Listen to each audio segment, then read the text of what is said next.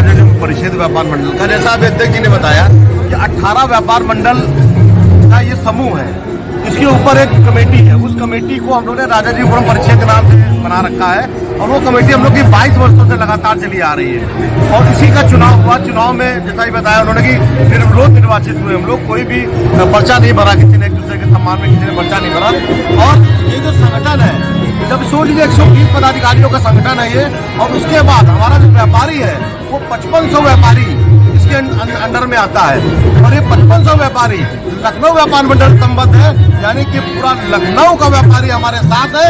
अगर चाहे वो जीएसटी हो, चाहे वो आपका नगर निगम हो, चाहे आपके सेल टैक्स हो, जीएसटी हो, या चाहे आपका जो है फूड का वर्क हो, सारी चीजों में कोई भी छापा और कोई भी वो हमारे परिषद के अंदर नहीं पड़ता है।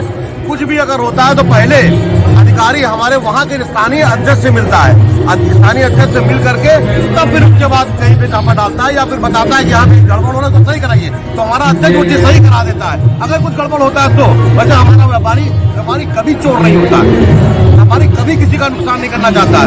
लेकिन व्यापारी का नुकसान जब कोई करता है तो व्यापारी उससे लड़ने के लिए आतुर रहता है और हम उसके साथ खड़े होते हैं, हम उसके साथ खड़े रहेंगे। हमारे